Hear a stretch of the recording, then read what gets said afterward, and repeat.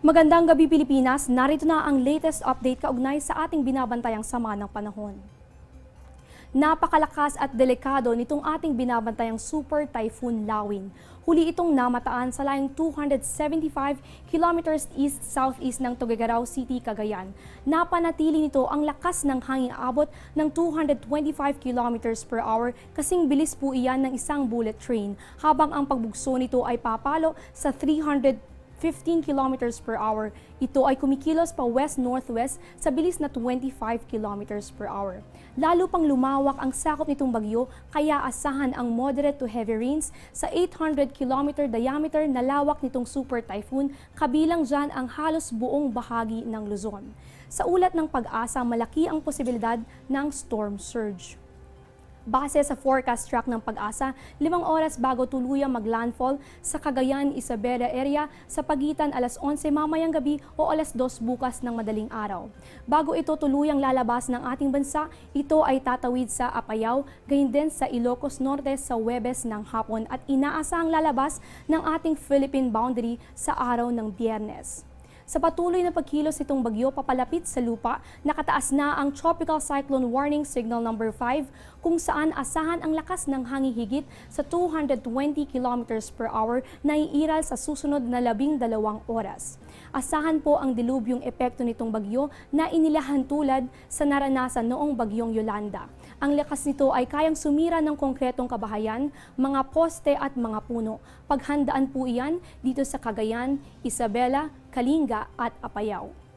Tropical Cyclone Warning Signal number 4, lakas ng hangin aabot mula 171 to 220 kilometers per hour na iiral sa susunod na 12 oras. Mararanasan din ang delubyo at hangin maaari makasira ng mga kabahayan na gawa sa magagaang materyales. Mararanasan po iyan dito sa Ilocos Sur, Ilocos Norte, Abra, Mountain Province, Ifugao at Calayan Group of Islands. Tropical Cyclone Warning Signal number 3 ang mararanasan sa lakas ng hangin aabot ng 120 to 170 kilometers per hour sa susunod na 18 oras. Asahan yan dito sa La Union, Benguet, Nueva Vizcaya, Quirino, Northern Aurora. Tropical Cyclone Warning Signal number 2, mararanasan ang lakas ng hangin aabot ng 61 to 120 kilometers per hour sa susunod na 24 na oras dito sa Batanes Group of Islands, kasama ang Pangasinan na lalabing bahagi ng Aurora, Tarlac.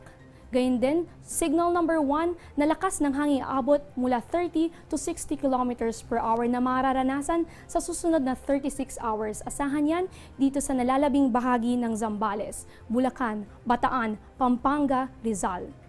Nalalabing bahagi ng Quezon, Cavite, Laguna, Metro Manila. Gayun din sa Batangas, Camarines Norte, Camarines Sur, Catanduanes at Albay. Huwag po kayong aalis, magbabalik kami matapos ang isang paalala. Be safe tuwing may bagyo. Tumutok sa lagay ng panahon. Manatili sa loob ng bahay at lumayo sa mga bintana para di masugatan kung nabasag ang mga ito. Maging handa sa posibleng brownout. Sa paglikas, siguraduhin nakapatay ang main switch ng kuryente, mag-head count at dalhin ang survival kit. Kung nasa labas, umiwas sa mga puno, poste at anumang bagay na maaaring tumumba o mahulog. Maging laging handa para mailigtas ang sarili at ang pamilya. Dahil sa pag-iral nitong Super Typhoon Lawin sa loob ng Philippine Area of Responsibility, asahan ang masungit na panahon na may maalon hanggang sa napakaalon na karagatan ang inaasahan dito sa Cagayan Valley. Kasama ang Cordillera, gayon din sa rehiyon ng Ilocos at mga lalawigan ng Aurora, Tarlac, Nueva Ecija, Hilagang Zambales, Hilagang Quezon, kabilang ang mga isla ng Polillo. Mga pag-ulan na may pagbugso ng hangin na may katamtaman hanggang sa maalong karagatan ang mararanasan dito sa Kamay-Nilaan. Mga nalalabing bahagi ng Gitnang Luzon, nalalabing bahagi ng Calabarzon at mga lalawigan ng Camarines, Catanduanes at Albay. Maulap na kalangitan na may mahina hanggang kasakatantama pag-ulan at pulu-pulong pagkidlat-pagkulog ang iiral sa natitirang bahagi nitong Visayas hanggang sa Mindanao.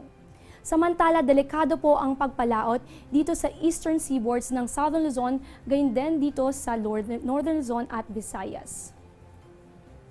Patuloy na tumutok dito sa Panahon TV para sa updates na ilalabas ng Pag-asa. Ako po si Eunice Suntayas, nagpapaalalang sa anumang panahon, maging mapagpala sa iyong kapwa.